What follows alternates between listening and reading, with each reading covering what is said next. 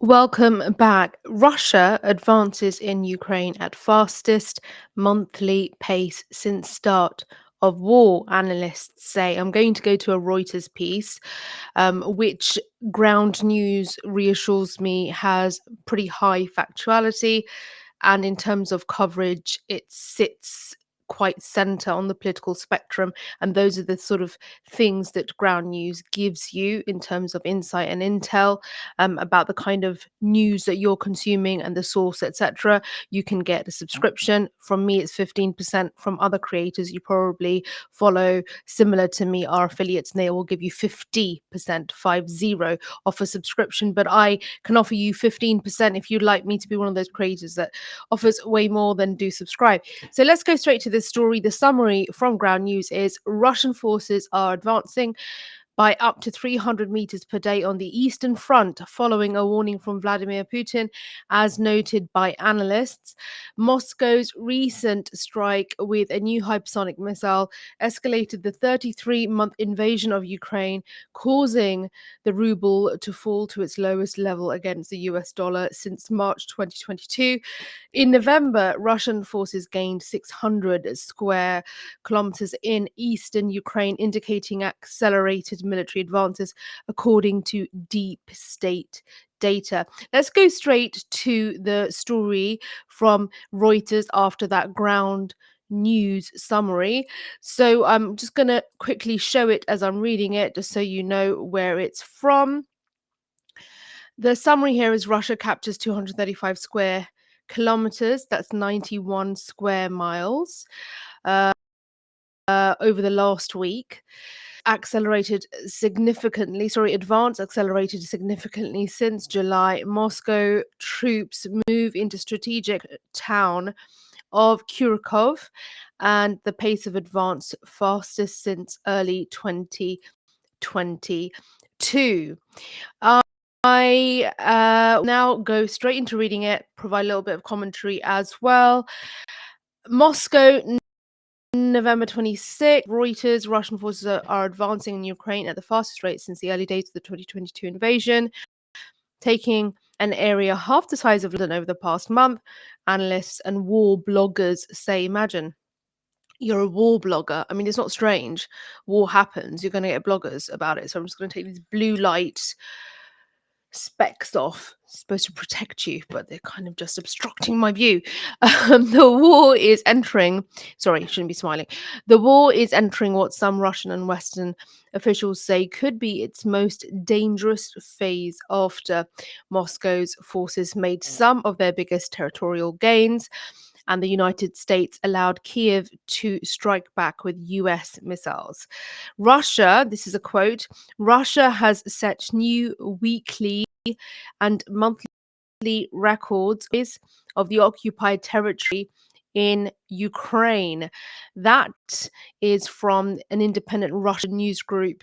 Agent Svo said in a report, the Russian army captured almost 235 square kilometers, 91 square in Ukraine over the past week, a record for 2024. It said Russian forces had taken in November about 232 square miles. It added, citing data from Deep State, a group with close links to the Ukrainian army that studies combat footage and provides front-line maps. Russia began advance in eastern Ukraine in July, just as... Is it me, or is this like story really repetitive? Since then, the Russian advance has accelerated, according to open source maps. Russia currently controls 18% of Ukraine, including all of Crimea, just over 80% of Donbas, which comprises of Luhansk and Donetsk, and more than 70% of the Zaporizhia and Kherson regions, as well as just under 3% of the Kharkiv region, according to open source maps. Neither side publishes accurate data on their own losses, though. Western intelligence estimates to casualties to number hundreds of thousands killed or injured, while swathes of eastern and southern Ukraine have turned into wastelands. Russian advance, President Vladimir Putin, who replaced his defense minister Minister in May has repeatedly said that Russian forces are advancing much more effectively and that Russia will achieve all its aims in Ukraine. The thrust of the advance has been in Donetsk region, with Russian forces pushing towards the town of Pokrovsk and into the town of Kharkov, increasingly encircled territory and then pummeled Ukrainian forces with artillery and glide bombs, according to Russian analysts. The General Staff of Ukraine's armed forces said in its Monday update that 45 battles of varying intensity were raging along the Kharkov part of the front line that evening. If Russia can pierce the Ukrainian defenses around Kharkov, then they will be able to push towards westward city of Zaporizhia while securing their rear to allow a swing towards Pokrovsk, war bloggers said. My pronunciation is probably atrocious, but never mind. The Institute for the Study of War report and pro-Russian military say, which ones? Which bloggers? Give us a reference. Russian troops are in Kharkov. Deep State on its Telegram messaging app on Monday that Russian forces are near Kharkov. This is so repetitive. Okay. Russian forces advance in southern. Again, the same thing. Okay, the result of the discovery and tactical exploitation of vulnerabilities in Ukrainians' lines. Okay. Zelensky has repeatedly said peace cannot be established until all Russian forces are expelled and all territory captured by Moscow, including Crimea, is returned. But outnumbered by Russian troops, the Ukrainian military is struggling to recruit soldiers and provide equipment to new units.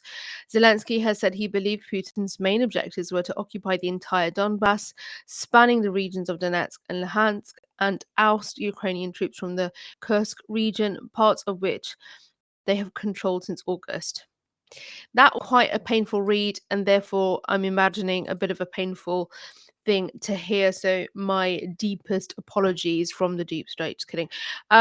So what is your view on all of this? Because even those who are anti-war can sort of objectively evaluate the situation and say, well, we live in this sort of world where there are sort of like red lines, and if crossed, you have to sort of essentially deal with the consequences. Do you think that there are consequences that are unavoidable in this situation? Who do you think has crossed the red line? What are the red lines? I'm interested to hear from you.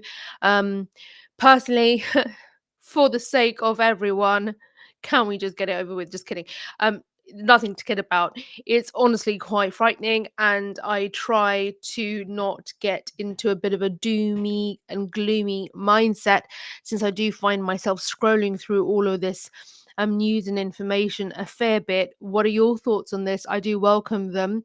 If you are interested in what's going on with Trump's picks, I've done a very short piece about RFK and why he's not welcome, and you can find that on the screen right now, and I'll see you in the next one.